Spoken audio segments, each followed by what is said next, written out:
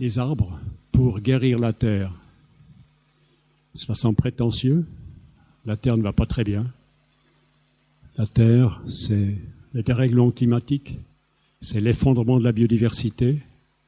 Et face à ça, qui est très anxiogène, beaucoup s'en rendent compte de plus en plus clairement. Face à ça, nous avons de puissants amis sur terre. Et ce sont les arbres. Et ce que j'aimerais, c'est vous montrer à quel point les arbres sont puissants et de quelle manière nous devons nous associer aux arbres pour mettre en œuvre leur puissance et comprendre leur mode de fonctionnement pour travailler en fonction de cette compréhension. Et ces arbres, c'est des êtres qui sont doublement enracinés. Ils sont enracinés dans la terre, dans le ciel. Ils ont une connexion horizontale, mais aussi une connexion verticale avec beaucoup plus que ce qu'on imagine. Et cette double connexion, ce double enracinement, c'est très important de bien le comprendre à partir du moment où on considère qu'un arbre, ce n'est pas simplement un élément de décoration, c'est un organisme. Et qu'est-ce qu'un organisme? Voilà la question qu'on va se poser. Tout d'abord, ces arbres, c'est les êtres peut-être les plus impressionnants que nous puissions rencontrer sur Terre. C'est des géants de l'espace et du temps. C'est des géants de l'espace, plus de 100 mètres de haut.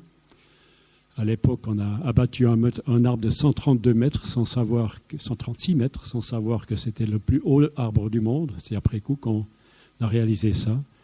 Et les arbres les plus anciens, c'est plusieurs millénaires, 3 millénaires avant nos 2 millénaires que nous avons dans notre période actuelle, 5000 ans. Et c'est des arbres qui sont supposés pour être finalement pratiquement immortels. Comment font-ils cela? Quelle est la différence entre un arbre et un tournesol? Le tournesol, lui, chaque année, il fait ses feuilles, sa tige, ses fleurs, ses graines, éparpille les graines, et tout repart à zéro. À l'automne, le tournesol va disparaître, va retourner sous forme d'humus. Les arbres font ça tout à fait différemment. Quel est le secret des arbres? C'est un secret qui est visible, qui est vraiment apparent partout. C'est sur chaque branche, on a la réponse à cette question. L'arbre ne fait pas chaque année le retour à la terre avec ses graines. Il le fait aussi une fois qu'il est devenu adulte, une fois qu'il est devenu fertile. Mais avant, pendant très longtemps, il va pousser très très lentement, il va faire beaucoup de racines, une petite pousse annuelle. Et là, il ne va pas chaque fois retourner sur terre. Son embryon, la graine est un embryon, mais il y a une autre forme d'embryon, c'est un embryon végétatif. Il va le déposer, il va le former au bout de ses branches, formées chaque année, et sur le côté des branches. On appelle ça les bourgeons. Les bourgeons, on peut les ouvrir et découvrir qu'il y a une tige télescopiquement comprimée et qui va se déployer l'année suivante. Et ainsi, l'arbre va pouvoir, étage après étage, puisqu'il va développer sa ramure, toute son architecture, avoir une colonie de plantes en périphérie, sortant des bourgeons, sortant des terres, de ces graines placées sur une assise organique, et faire une enveloppe tout autour de l'arbre, tout d'abord purement végétale, et ensuite ce sera aussi des fleurs qui vont ensuite être suivies par des feuilles, ou inversement. Et ainsi, l'arbre va faire une enveloppe qui se double d'une enveloppe souterraine qu'on ne voit pas, où les racines aussi perdent une partie d'elles-mêmes à l'automne et reforment des nouvelles. Une double enveloppe visible et invisible. Et cette notion d'enveloppe est très importante pour bien comprendre un organisme. La biologie moderne, Bruce Lipton, 2018, a réalisé l'importance de l'enveloppe pour les organismes. Que ce soit un unicellulaire, avec ou sans noyau, un pluricellulaire, ou un être humain, ou un quelconque forme d'être vivant, l'élément essentiel, ce n'est pas forcément le noyau. Éventuellement, certains organismes n'en ont pas et sont vivants. C'est l'enveloppe cellulaire. Et ce n'est pas simplement une membrane qui contient le cytoplasme, la substance vivante. C'est en fait une structure qui va permettre de réguler les flux d'entrée et de sortie de substances de manière dosée, décidée par l'être en question, la cellule ou l'organisme. Il y a des passages, des petits canaux qui permettent des flux entrants, des flux sortants de manière absolument calculée et dosée. Et il y a aussi des protéines inscrites dans cette enveloppe cellulaire qui vont traverser l'enveloppe et qui ont des sortes d'antennes ou de récepteurs pour des signaux chimiques, électromagnétiques, tactiles, chimiques ce serait pour les odeurs, acoustiques aussi. Et ces perceptions que ces protéines ont à l'extérieur de la membrane cellulaire sont transcrites par la cellule, par la protéine à l'intérieur, dans la partie qui est là, en connexion avec le cytoplasme, en désordre pour le cytoplasme, pour que le cytoplasme soit informé de ce qui se passe à l'extérieur. Et c'est ainsi que Bruce Lipton mentionne cette enveloppe cellulaire comme étant le siège de l'intelligence cellulaire. On peut vraiment comprendre pourquoi les êtres sont à considérer comme intelligents quand on imagine toute cette énorme durée d'évolution qu'ils ont prouvé avoir traversé avec succès. Et une des réponses de ce succès, c'est cette enveloppe intelligente, en fait. Nous-mêmes, nous ne sommes pas construits autrement. Notre enveloppe, c'est la peau. C'est aussi un organe, le plus important peut-être. L'organe tactile nous persuade de la réalité d'un événement, d'une présence, d'un objet. Tous les autres sont soumis éventuellement à des illusions. Parenthèse. Mais nos organes d'essence, les yeux, l'odorat, les muqueuses buccales, etc., l'ouïe, sont en fait des développements de notre ectoderme de l'embryogenèse. Ils sont aussi sortis de notre enveloppe, c'est des organes de notre enveloppe.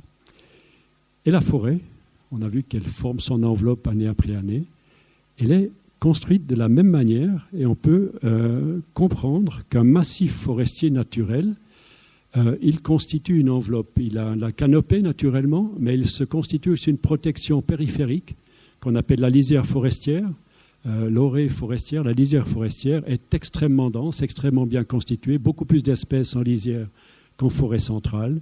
Et ainsi, la forêt protège son intérieur. L'intérieur, c'est le sol forestier, l'humus forestier, qui est très très important pour la forêt, qui est le capteur d'eau. On va le voir plus tard encore. Et c'est une manière pour la forêt de protéger son trésor le plus précieux, c'est l'eau. Et ça va lui permettre de faire de la biosynthèse, de faire de l'humus, mais tout ça, ça a lieu grâce à l'eau. Et cette notion de forêt qui se constitue une enveloppe vitale, on peut la considérer sous un néologisme, la sylvosphère, la sphère forestière. Et grâce à cette conception de la forêt, cette compréhension de la forêt, on va pouvoir aborder notre terre, notre belle terre d'une autre manière, d'une manière extrêmement efficace et d'une manière extrêmement conforme à ce que veut la terre en tant qu'organisme aussi. L'intelligence de la membrane a été mentionnée et maintenant on peut parler d'intelligence forestière. On a donc cette enveloppe forestière, surtout la bordure, la lisière forestière, c'est un foisonnement d'espèces. Et qui occupe cette lisière forestière? C'est des êtres, c'est des êtres végétaux naturellement, des plantes annuelles aussi, mais c'est aussi des êtres faisant partie de la faune, c'est des oiseaux, des insectes, des mammifères, c'est curieusement des protéines, des êtres très riches en protéines, et on peut considérer ces habitants de l'enveloppe forestière comme étant des ambassadeurs de la forêt qu'elle envoie à l'extérieur et qui reviennent. Le renard, par 3 km, revient. Le hérisson, 250 mètres. Les fourmis, 50 mètres. Mais ils reviennent toujours. Les chauves-souris récoltent des insectes dans toute la périphérie et reviennent dans leur arbre creux et ont des déjections très très riches en phosphore, par exemple, extrêmement concentrées. Tout ceci profite à la forêt. Elle envoie ses organes et reviennent. Même les rivières sortant des forêts ont leurs poissons qui descendent et qui remontent pour le frais. Ces grosses truites chargées d'œufs qui vont pondre leurs œufs. L'insémination aura lieu là, toujours dans les zones les plus petites de la rivière, les plus superficielles de la rivière. Et c'est là-bas que ces poissons vont mourir et vont laisser leur matière. Les anguilles qui reviennent des sargasses pour remonter dans ces forêts, dans ces prairies, reviennent avec un message de là-bas. La forêt communique avec beaucoup plus que ce qu'on imagine. Voilà l'intelligence forestière et voilà ce qu'on a enlevé à la forêt lorsqu'on en a fait des plantations alignées, sans lisière, ouvertes à tous les vents. Redonnons à la forêt son intelligence. C'est très simple, ça coûte peu, mais c'est très efficace.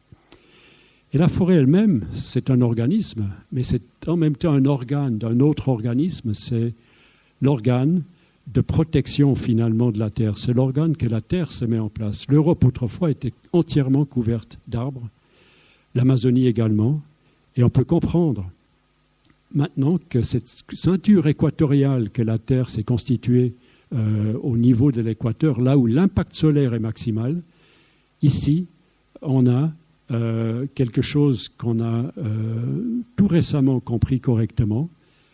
On a un organe de protection de la Terre qui transforme l'impact solaire, qui est extrêmement fort au niveau de l'équateur, plus fort que dans les déserts du Sahara, par exemple. Et cet endroit de la Terre, on croyait que les arbres poussent bien parce qu'il y fait chaud et humide. Maintenant, on comprend que c'est exactement le contraire. S'il fait chaud, de toute façon, il fait chaud. Et humide au tropique, c'est parce qu'il y pousse des arbres. Et simplement avec cette phrase, on revoit complètement notre vision de l'Amazonie, par exemple, où on est en train de faire des trouées dramatiques.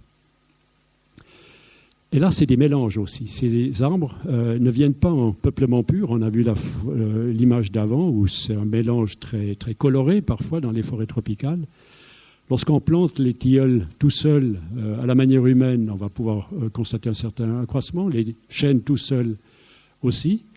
Mais si on s'inspire de la nature qui, elle, mélange les chênes avec le tilleul, allez dans le parc des Białowieża en Pologne, près de la Biélorussie, là-bas c'est le mélange chêne-tilleul, chez nous aussi. C'est comme ça que ça marche d'après la nature. Et lorsque les forestiers font des plantations expérimentales en mélangeant les deux, ils se rendent compte que le chêne pousse plus de 20% mieux que s'il est tout seul lorsqu'il a des tilleuls à côté de lui avec le même espacement, et le tilleul pousse plus de 30% mieux que lorsqu'il a des chênes à côté de lui que lorsqu'il est tout seul. Voilà ce que la nature fait. C'est des complémentarités chimiques, de systèmes racinaires.